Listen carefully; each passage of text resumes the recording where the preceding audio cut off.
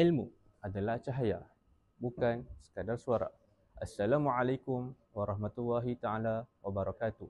Nama saya Umar bin Abdul Rashid, boleh panggil MY Umar. Saya berasal dari Johor Bahru, Johor.